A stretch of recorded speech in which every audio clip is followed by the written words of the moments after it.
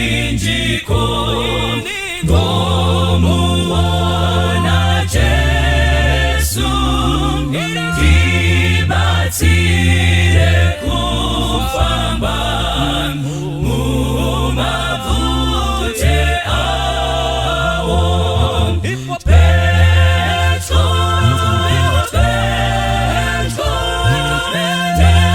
chinjiko wenyu ndipo panosorora moyo wangu wese Petro nemuchinjiko ndoina ndoimba dakarandizosvika mhiri yokwerwizi Petro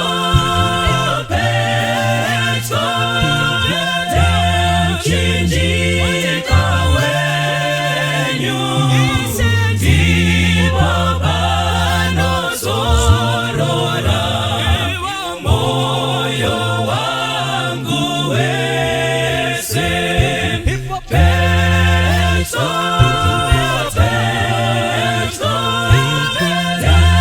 chinjiko wenyu ndipo panosorora moyo wangu wese ndipo panosorora moyo wangu wese ndipo panosorora moyo wangu wese.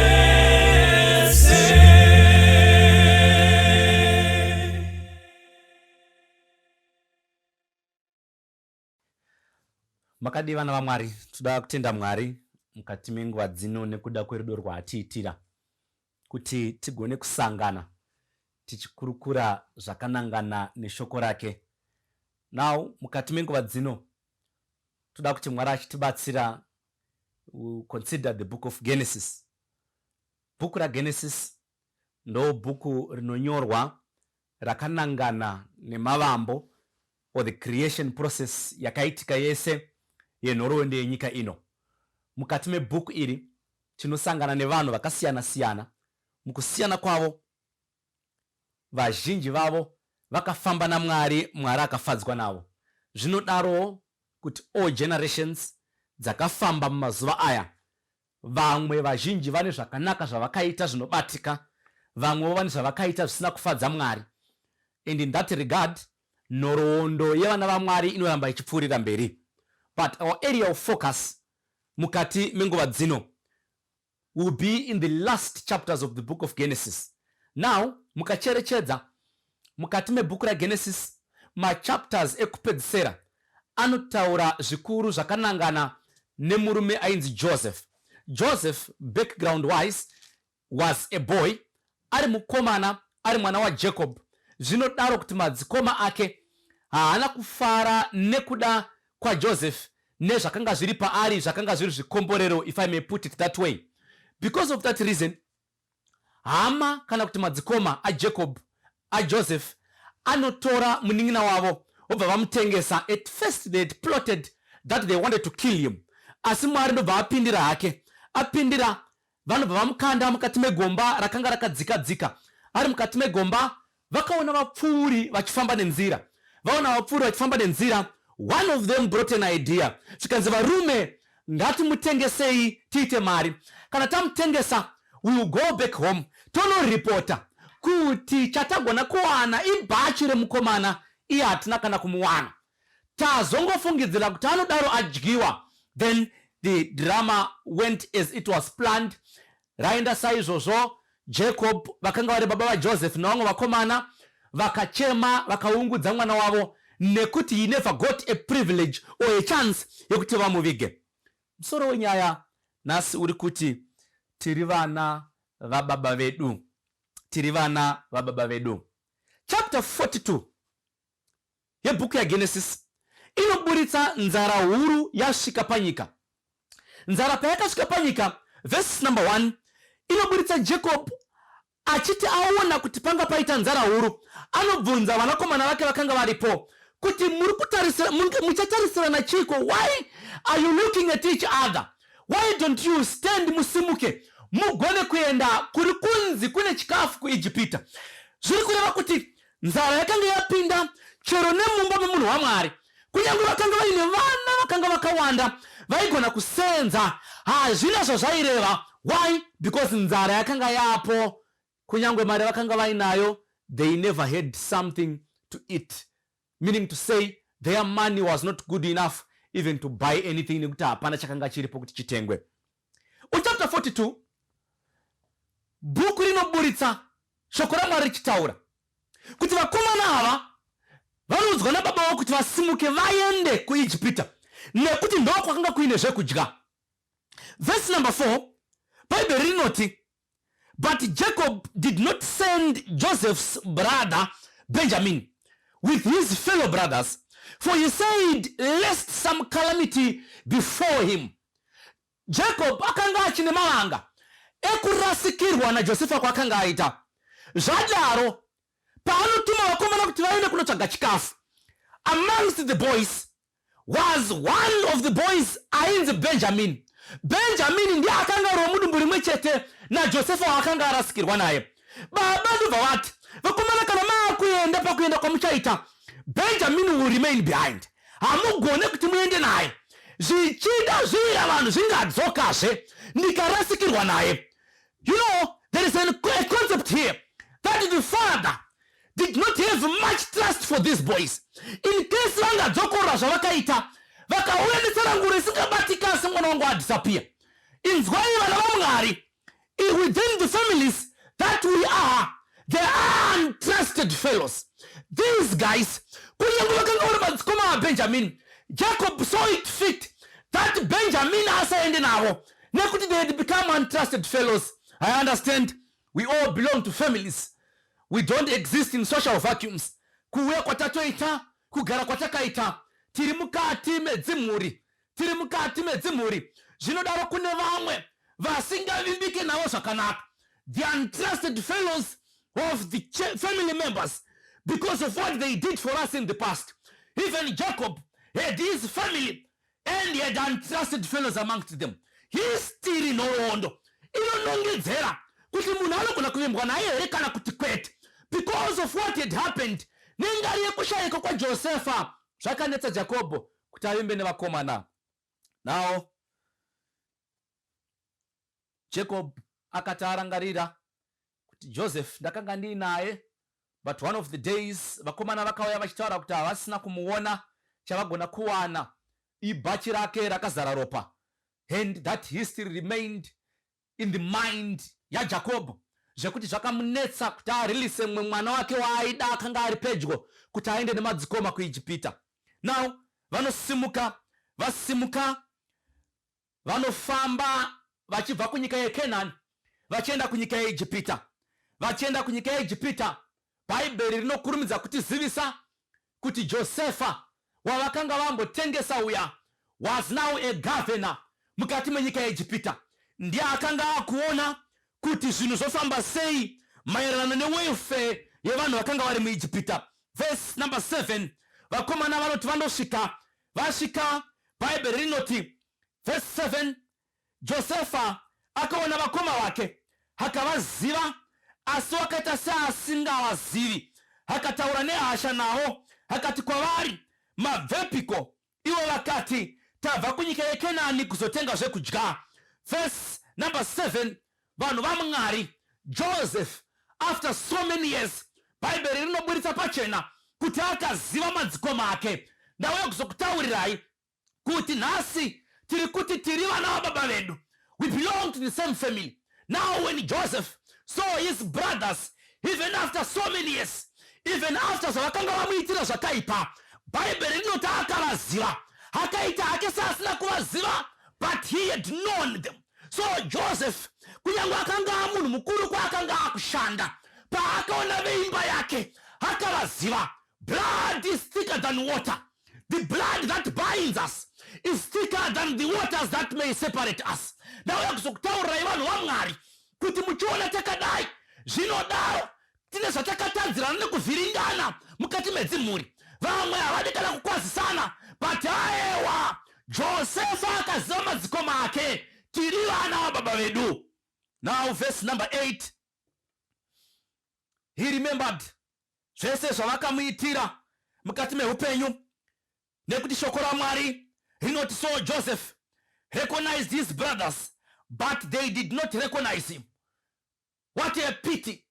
Chinokanganwa idemo, asi muti wamakanganwa unenge watemwa nekuda kwevanga rinenge riripo haukanganwe. The brothers had long forgotten kuti takamboitira mwedu zvakaipa. Pane dzimwe nyaya dzatinadzo mukati medzimhuri, mukati medzimba, dzekuti vakatiitira nyaya idzodzo, they don't remember it anymore. But vanhu vaMwari, kana tatadzirana, remember chinokanganwa idemo. Zvakakosha kuziva patiri kufamba nepatiri kutsika, nekuti vatinotsika nevatinotema havakanganwe. Now the Bible confesses and says, and Joseph recognized his brothers, but his brothers recognized him not. Havana kumuziva, kunyangwe vari vakanga vamutengesa. When they were selling him, they did not know that one day he will become someone big. Akanga ato history mukati menhoroondo youpenyu hwavo. But alas, one day Joseph is living. Hanovaona, hanovaziva, havaziva, asi ivo havana kumuziva. Panovabvunza mabva kupi, they responded to him, tabva kuKenani, chatauya kuzoita mukuru kuti titenge zvekudya. Verse 10 to 14. Bible rinoti, ivo vakati kwaari, kwete ishe. Because on verse 9, Joseph angati havakomana nyaya muri kutaura ini kakunyepa mukati. Ndinofungidzira kuti mauya kuzoona pakashama nyika yedu. The English version says, you had come to see the nakedness of our land. Zvaiwanzoitwa nevasori or the spies, kuti kana vachinge vauya vakaona panopindikanapo, they would then come and attack. Zvichida Ijipita nendari yekuti yakanga ine chikafu chayakanga inacho chairaramisa vanhu vazhinji, zvinodaro kuti vasori vaipota vachiuya vachida kuona kuti vopinda nepapi. But now vapedza kutaura izvokuti tangoya kuzotenga chikafu, ivo vakati kwaari, kwete ishe wedu, asi varanda venyu vakauya kuzotenga zvokudya. Verse 11, tiri vanakomana vomunhu mumwe, tiri vanakomana vomunhu mumwe chete tose, tiri vanhu vakatendeka, varanda venyu havazi vashori. Verse 12, iye akati kwavari, kwete mauya kuzoona kuti nyika iyi yakashama papi. Verse 13, ivo vakati, isu varanda venyu tiri vanakomana vane gumi vomunhu mumwe chete panyika yeKenani. Zvino rugotwe uri kuna baba vedu, asi mumwe hachipo. Verse 13 rechirungu rinoti, and they said, your servants are 12 brothers, the sons of one man in the land of Canaan. And in fact, the youngest is with the father today, and one is no more. I have come to tell you, mukati menguva dzino, kuti if you betray a fellow family member, if you betray a relative, you reintroduce yourself many times. Hakauya vakomana vakati muchiona takadai mukuru, tabva Kenani, tiri vanakomana vomunhu mumwe chete tese takadai. We are brothers. Tiri hama muchitoona takadai. In fact, baba vedu vamwe chete, isu tichiberekwa tatiri 12 brothers. One wedu asala na baba kumba, mumwe wedu asisipo hake. Rechurungu rinoti is no more, denoting they had buried Joseph long ago. In their lives he no longer existed, and as is part and parcel of them. They never bothered to say, we sold him and you don't even know kwaari, but they said one is no more. Saka Josefa mumaziso emadzikoma ake hakanga afa parara. They never counted him amongst the living. He was as good as dead. Now, the Bible continues. Joseph has an argument. Anodzokodza zvekanenge kechitatu kuti sezvandareva varume imi muri vasori. Joseph had no any other argument yekuramba zvaitaurwa nemadzikoma ake, nekuti mukati memoyo wake haiziva kuti tiri vana vababa vedu. Zvinodaro madzikoma achandiziva hawo, not because they may be willing to do so. Hameno hanganiwawo dzakavabata, and they never thought I may be this big. Ndabudirira zvekuti even the relatives may not recognize me. Vakaudzwa nezvangu kuti Mwari akandiwanira nyasha vanoramba. They did not know their little brother, to an extent that they ruled him dead. Iye ake haana kuita nharo, asi moyo wake ukabatikana. Now, Bible rinoenderera mberi, verse number 15, in this manner you shall be tested. Ndoda kuedzai vakomana, by life of the Pharaoh, you shall not leave this place unless your youngest brother comes here. Verse number 15, Bible rinoti, varume hama, kuti ndione kuti mashoko enyu angatendwa ndeazvokwadi. Hamugone kubva pano kana munun'una wenyu asina kuuya pano. Ndati tiri vana vaBaba. Now Joseph zvaari kuita, anzwa kuti vamwe vari kumba, moyo ndobva wabatikana. What he now needs to do is a family reunion. He wants to make sure all the brothers are there. Saka anoita sekunga anovaita Ralph. Bible rinoti akataura kwavari neukasha, but little should someone know that ihasha zvadzo dziri pamuromo, but moyo wake unofara kuona vana vaBaba. Tiri vana vaBaba vedu. Now that there were the 10 of them, ndobva aona iwe 11 aripo, akataura timu yakashota, tofana kukwana. Akaita an effort yakanga iri within his capacity kuti nesimba randinaro haino ndikavakirenga munun'una anouya. So he wanted a family reunion. Blessed are those who are listening to this sermon, vanoti kunyangwe zvakaipa zvaitika kumashure, one day they long for a reunion, kuti tiri vana vaBaba tigare tiri pamwe chete, tiripo tese pasina akashota, taverengana mwe nomwe aripo. Don't be comfortable kuita zvimwe zvinhu zvakasiyana siyana mukati meupenyu. Vana vaBaba vako vasipo, tiri vana vaBaba vedu. Now, Bible shoko raMwari rinoti Joseph akavataurira akati, varume nyaya iri pano kuti ndizive kuti imi hamusi vasori, ndichakuedzai neupenyu hwaFaro. What that meant is, I am putting your life against the life of Pharaoh. And obviously, upenyu hwaFaro nengari yekuti ndiye aitonga Ijipita wakanga wakakosha. Saka they were supposed to prove themselves so innocent, zvekuti chikero cheinnocence yavo chainobalansa neupenyu hwaFaro voregerereka. Otherwise, this was a death sentence.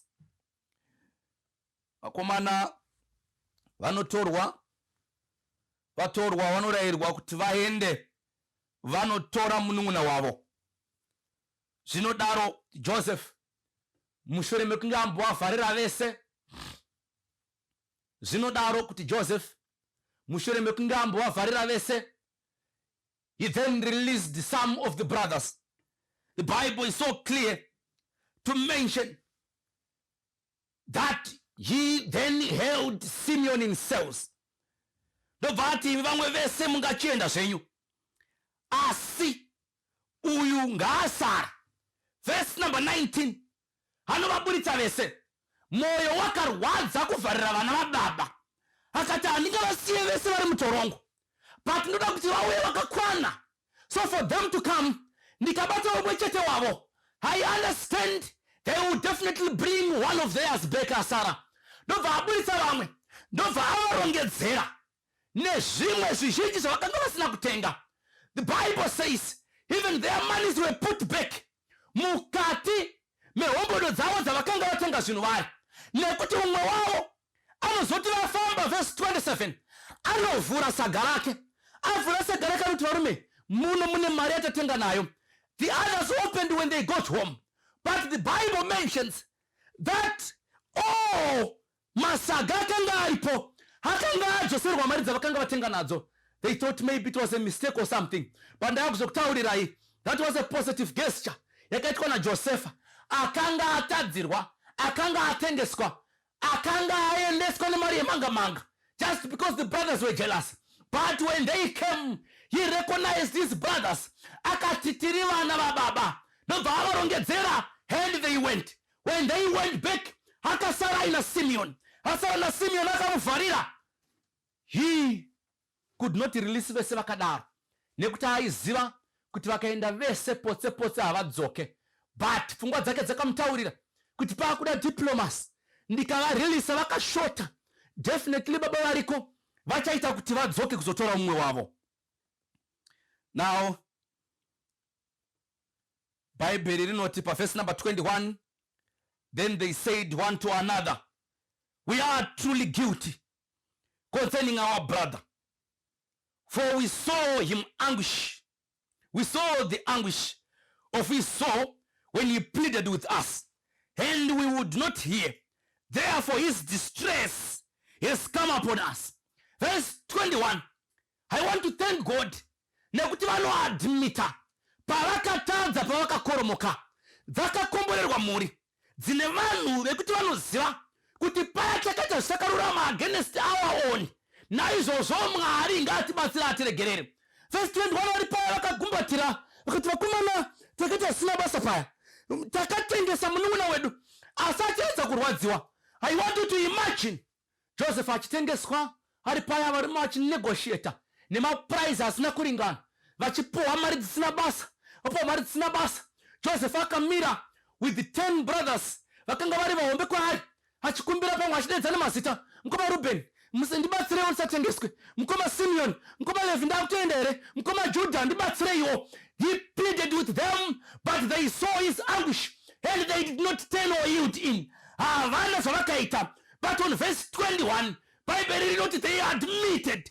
They said, varume hama, takaona kutambudzika kwomunun'una wedu, asi takaramba hedu sekunge tisina kuzvinzwa. Verse number 22, Bible rinoti Reuben akapindura, ndakambokutaurirai ndikati ngatiregedzei kumutengesa, mukaita nharo. Now they were there, now remembering what had happened prior, vachidzosera pfungwa dzavo kumashure kwavakatengesa Joseph.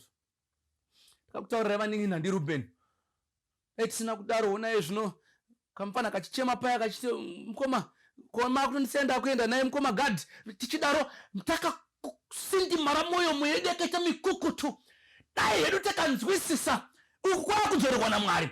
But the most important thing vanhu vaMwari is that the brothers admitted where they had done wrong. Kune vanhu vakawanda tiri vana vaBaba vedu vari mukati medzimhuri havadi kubvuma kuti ndakanganisa.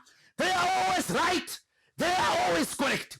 But the brothers of Joseph, thank God, they sat down with their minds and said, paya takatadzira ropa risina maka. Now verse 23, inoti Josefa paaitaura navo aipota achishandisa mududziri sekunge asinganzwi chiHebheru. Saka vakataura conversation iyi Josefa achinzwa. Pavakataura achinzwa, they thought akanga asinganzwe nekuti aipota achishandisa muturikiri. So they thought he does not understand them. But he heard them. And when he heard them, the Bible says on verse 24, Josefa akabuda nokuenda kwake ega akanoungudza. He wept by seeing the genuineness muma statements emadzikoma ake. Vakomana tiri vana vaBaba vedu. Josefa akaenda parutivi akanochema, ndokudzoka akaita munhu kwaye sekunge asina kumbochema. Akatorwa nerudo rwakanga rwakavabatanidza kubva kare. And he knew, though my brothers could have sinned against me, tiri vana vaBaba vedu. Dzachema, dzapedza kuchema, dzinotora Simeon, iwe uyapa, vamwe vese ngavabude. Ndobva varongedzerwa, ndobva vaenda. The journey was so long because havana kunzwisa zvakanga zvaitika. But verse 36,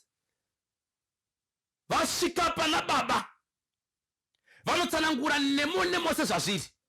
Baba mukomana wataona ukati muri wataona uko ati kana tisina kuuya nemuduku wedu haagone kuti asiye Simeon. Jacob verse number 36. And Jacob their father said to them, you have bereaved me. Joseph is normal, Simeon is normal, and you want to take Benjamin. All these things are against me. Jacob akaramba akati azviite vakomana. Ndakachema makore akawanda. As I was crying, Joseph did not come back. Munitaurire Reuben na Judah na Gad, Levi, muri kundiudza here kuti pamaenda kuIjipita manosiya zveSimeoni ikoko. Muda kuti ndidii naye vakomana dai murimiwo ini maita sei. Zvamasiya Simeon, Joseph hapasisina, Simeon hapasisina. To make matters worse, muri kuya kuti Benjamin ari kudiwa futi ikoko kwaakandonyura hakuna zvakadaro. And they stayed mukacherechedza zvakanaka. Bible rinoti Reuben akauya. Reuben ndobva asimuka akati baba ini ndine vana vairi sekuziva kwamunoita ndoda kuti muvatore kana ndikasadzoka nemukomana muvauraye. Kill my 2 sons if I don't bring back Simeon and if I don't bring back Benjamin. Joseph akaenda hongu, but kana ava vairi ndikasanodzoka navo ndini mukomana mukuru, vana vangu vairi ava vaurayei. I see brotherly sacrifice here, sacrificing for a brother. Tiri vana vaBaba vedu. Reuben akati ndinozvimisira baba kuti kana zvichireva kuti ndinorasikirwa nemhuri nevanakomana vangu. And by the way akanga azvimisira kurasikirwa nezvese zvaakanga ainazvo, nekuti remember during that time the Hebrew culture yakanga iri so much that once someone has a son, he has something that is so huge and something that is so significant. Zvakadaro zvekuti Reuben was prepared to lose 2 of his sons for the sake of going and retrieve a brother, using another brother. Brotherly love. Ndava kuzokutaurira vanhu vaMwari kuti tiri vana vaBaba vedu. There are the moments that we need to go out of our way to make sure that our brothers and our relatives are happy. There are the moments that we do certain things kuti nekuti zvinotifadza isu asi nekuti tinoitira vana vaBaba vedu. Pane dzimwe nguva that we need to sacrifice as family members, as a board of believers, for the sake of our brothers. Nekuti Reuben akamira akati baba ndikasanouya naye munouraya vana vangu vairi. Anyway, in fact chitofanira watorai mugare navo, rodzai mapanga yenyu. Kana mukangonzwa kuti handina kuuya nawo mocheka henyu moita zvamunoda, because what I know chiri important izvozvi havazi vana vangu vairi vari pavo. But what is important for me is to make sure that Simeon has come back and Benjamin as well has come back. Now Jacob denied all that and said I cannot, and it shall not be, until we come to chapter 43. On chapter 43 nzarandobva yapinigura futi yavarova. Now it came the turn of Judah. Judah akasvika akati baba kana ndikasadzoka naye inini, let it be on me, because hatigone kuti tiende kunotsvaga chikafu kana mukomana mudiki asipo. But I'm here to tell you that Father, I will bring them back. Let the curse be upon me kana ndikasanoya nevakomana. Now I need to tell you vanhu vaMwari tiri vana vaBaba vedu. There are the moments when we need to do brotherly love nekuda kwezvakatikomberedza. I remember when I was growing up tichigara kupurazi kwatakanga tiri, mukoma wedu aisenza ari umwe chete ari papurazi, mukoma Jose vaiti vakandonyora mabhuku avo eaccounts nekuti vanga vari munyori wekuaccounts, an accounts clerk, just a mere accounts clerk. When you would have written varungu vakafara vaanenge vanyorera vouyawo nesvimari. We were a lot at that place and all of us were going to school, but he sacrificed. Tiri mu 3-roomed house yedu takaungana tiri vana vaBaba vedu. He did everything within his capacity to make sure that everyone is catered for. Rimwe gore chikwama chabiwa kubindura ndobva ndamhanya kuHarare kuna mukoma ino, mukoma mari yabiwa ndobva vazomora mari kubva mubhutsu yavakanga vakaviga. Tiri vana vaBaba vedu, ko munorwireiko muri vana vaBaba vamwe chete? Now I need to tell you that there is need for brotherly love and sacrifice for each other. Pane vanhu vakawanda vagere pano vakanditarisa vane zvinhu zvizhinji zvimwe zvavasingagone nekuverenga, asi vana vababa vavo vari kutambura. Tiri vana vababa vedu. Zvinodaro kuti vakakuitirai zvakaisvoipa kwazvo zvekuti mwoyo yenyu haifare mukazvirangarira. But vanhu vaMwari tiri vana vababa vedu. Munorwireiko? Kokuroyana ndekwei? Vamwe havamhoresani kana muchienda kumamisha munotaimira kuti nhinga achange adzoka imozoendawo. Tiri vana vababa vedu. Musarwisane over issues that can be resolved. Joseph and his brothers vakagara vari paya vadzoka zverwepiri. Hanoona. The Bible says Joseph approaches nekuti Jacob akazobvuma kuti arelease Benjamin. So paakamureleasa vachindosvika, Joseph saw them from afar. Hanoona from afar ndokuvaziva, ndokuziva Benjamin. So anomira ari paya akanga ambobvunza a couple of times, mudhara mupenyu here akafara here? Chikanzi mudhara akafara mupenyu, obvunzazve mudhara mupenyu here akafara here? Mudhara ariko akafara. So when he saw Benjamin coming, Joseph stood there. When he stood there, the Bible says hanotaka vatarisa, hanovaona vese varipo vakakwana, hanodzinga vaIjipita akanga ari mukati, adzinga kuti abude mumba maakanga ari. Bible rinoti Joseph akachema. He cried. Ndobva avadedza varume sweberai pedyo man, uyai kuno musvike pedyo, for he had arranged them in that order of their birth. Pamashure apo achivaisa mukuru panzvimbo yake vachiteedzana kunosvika kune wokupedzisira akanga ari Benjamin. Zvikavashamisa, vanoziva sei kuti ndo maberekerwo atakaitwa. Then when they all stood up, Joseph cried, and when he cried, he said, come closer. Mudhara mupenyu ere? Zvikanzi mudhara mupenyu. Then he said to them, I am Joseph. Bible rinoti akachema zvekuenda pamusoro pezwi rake, zvekuti vaIjipita vakanga varipo nevakanga vari mupalasi yaFaro vazhinji vakazvinzwa achichema. They heard him cry. What made him cry is because he had seen his brothers. Nengari yekuti tiri vana vababa vedu. He saw no need to fight anymore. Varume ndini Josefa wamakatengesa ndikauya kuno. But musasvipe mhosva man. Church and all others who are listening, find a way of consoling your brother kuti asasvipe mhosva pamusoro pemhaka dzaakapara pamusoro pako. Musanetseke nyuma dzikoma, ndakauya kuno matitengesa. But it wasn't you. It was God's plan that one day when you come to Egypt in the year of famine, and this is just the second year, there are 5 more years to come. But it was God's plan that when you come here, I will fend you. Ndokupaizve kudya makasununguka. Saka musanetseke nekunditengesa. Though I pleaded with you not to sell me, but you continue to do so. It was not your fault. It was but just God's plan. Vanhu vaMwari, do not fight because we are brothers. Tiri vana vababa vedu. There are others vane makore akawanda havazive kune vana vehama dzavo. Vamwe vane makore akawanda, they don't even know kune vatedzani vavo. Aiwa, tiri vana vababa vedu. And Joseph is giving a clear example.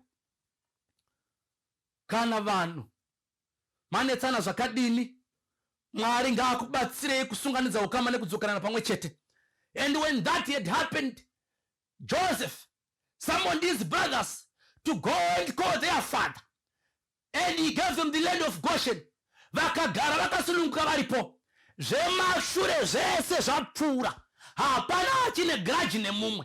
They are brothers. Dai ndandiri Josefa vakomana vainzwa nekuita uranda. But Joseph did not do that. He made sure that his brothers are safe and well fended for. Koimi munorwireiko? Nyaya dzenyu ndedzeiko dzamunonetsana?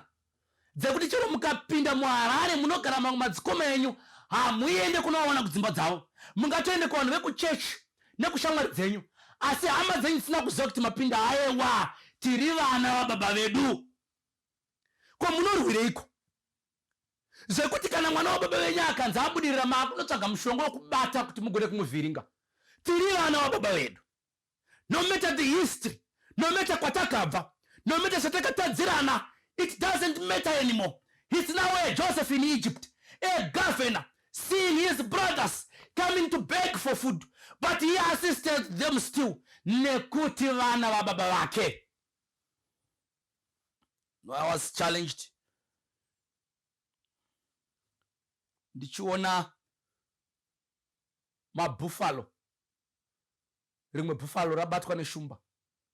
Nekuwanda kwawo amhanya aenda kumberi kwakaenda.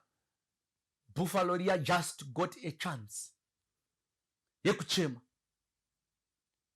When that buffalo cried,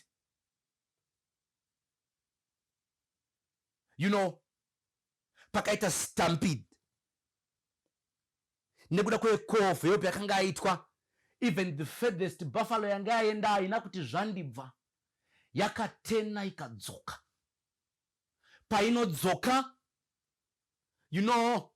shumba yakatakurwa nenyanga dzenyati kusvika yasiya shumba dzikatiza dzichimhanyiswa nenyati. Why? The other buffaloes could not afford to see a fellow buffalo sing and die. Buffaloes are not humans. Actually, God gave us dominion over animals. But if animals may know that this is not right, we cannot let him sing. How much humans should do, those who know what God has instilled in their minds. Rimwe zuva makudo achifamba, rimwe rinodonha. As I was following the program, rimwe gudo radonha, mamwe makudo anopota achinotsvaga zvekudya achidzoka pagudo riya.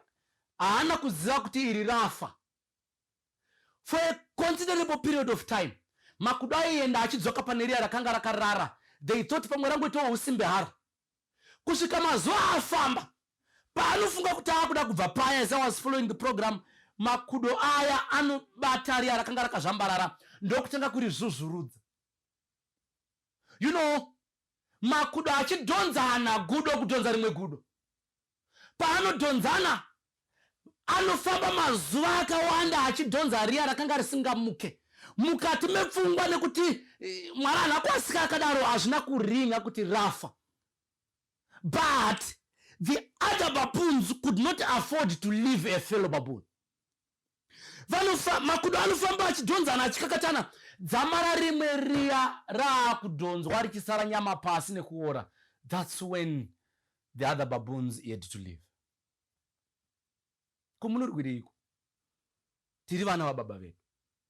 God knows that we have differences amongst us. But by the blood of Jesus that binds us, ma differences iwayo ngaagadziriswe nekuti tiri vana vaBaba vedu. At the end of the day, Jesu kana achinge azopedza zvepane rino pasi, achatora avo vari mhuri kuti vagone kuzogara kudenga. No, even with differences. Munogara sei kudenga musingaonane? Munotinetsa. So there are other issues dzinoitwa chero nevanhu vanonamata Mwari, dzekuti havaonane ukona munhu unosvipa wotarisa kusaidi. Bhaibheri rati tiri vana vaBaba vedu. Ngatigadzirisanei. Tagadzirisana nyaya, Mwari otitungamirira. Atitungamirira, there are other issues I understand. Dzekuti tiri tega hatina simba, asi Jesu, the worthy one, will help us resolve all those differences. We cannot afford to see one another sink. Nekuti tiri vana vaBaba vedu. Joseph akati kana, nengari kuti muri madzikoma angu, handigone kusiyai muchinyura. Ndiye akanga atadzirwa, but he cried.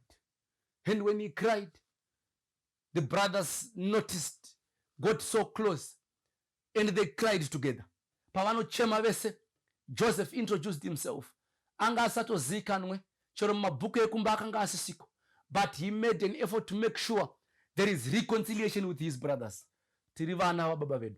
I pray that this hour, God may help you realize all the differences that you have, be it with family members, be it with church brothers, be it with whosoever, be it in the community. Kuti Mwari akutungamirirei mugone kudzosa tambo panzvimbo. mugone kudzosa tambo panzvimbo nengari yekuti we cannot afford to live with these differences. They will not take us to heaven. Nekuti tiri vana vaBaba vedu. God bless you. Rukariro ulo lwangu rusimbire kuna Kristu andinawirine munu asimuzitara Jesu ndinomira kuna Jesu ndiye romaneyo yangu shimwe ndichanyura zangu kuti awigwa ngedima tsitsi dzake ndogarira mumwepo huru yesimba ruoko rwake ndobata ndinomira kuna Jesu ndiye domboneyo yangu shimwe ndichanyura zangu chirangano chake icho nechitsidzo cheroparo zvinondipa rusimbiro pakati pemadambudzo ndinomira kuna Jesu ndiye domboneyo yangu shimwe ndichanyura zangu apo anenge ouya netsuri ichazoridzwa ndinoda kuti ndimire na Jesu parudyi rwake ndinomira kuna Jesu ndiye domboneyo yangu shimwe ndichanyura zangu ndinomira kuna Jesu ndiye domboneyo yangu shimwe ndichanyura zangu.